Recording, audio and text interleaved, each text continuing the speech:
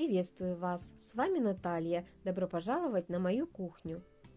Сегодня я решила приготовить к новогоднему празднику десерт, который я назвала новогодние колокольчики. Это что-то среднее между пирожными и конфетами. Этот десерт очень сильно выручает, поскольку можно его приготовить заранее и заморозить в морозильной камере. Я подаю этот десерт за 2 часа до чаепития. Это очень удобно, когда в новогодние праздники и без того много забот и хлопот. Десерт очень мягкий, нежный и вкусный. Давайте приготовим. Для этого нам потребуется 200 грамм печенья. У меня рассыпчатое печенье к чаю. Отправляю печенье в блендер и буду измельчать его до мелкой крошки.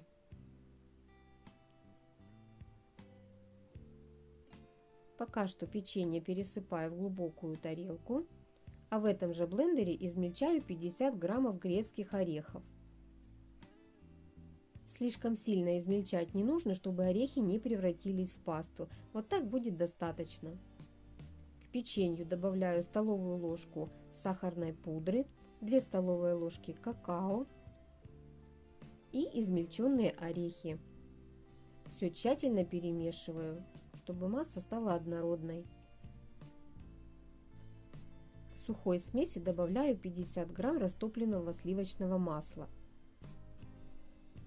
Перемешиваю и постепенно буду добавлять теплое молоко. Потребуется от 100 до 150 грамм, в зависимости от того, какое вы выбрали печенье. Сначала я вымешиваю тесто ложкой, а затем начинаю вымешивать его руками.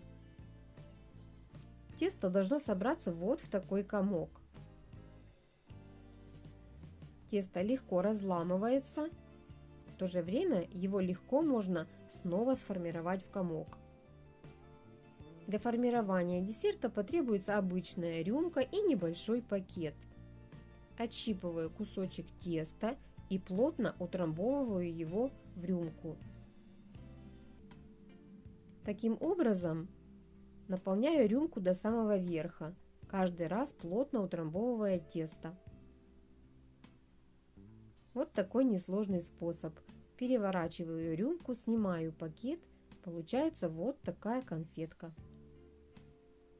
Всего у меня получилось из этой порции 10 конфет, отправляю их в морозильную камеру.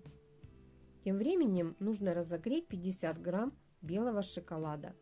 Я это делаю на водяной бане. Через 2 часа конфеты уже достаточно охладились, и с помощью растопленного шоколада можно нанести вот такой незатейливый рисунок. Кстати, шоколад очень быстро застывает на холодных конфетах. Переставляю конфеты на подставку.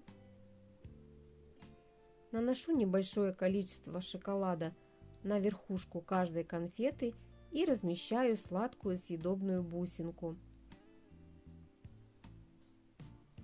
Получаются вот такие симпатичные колокольчики.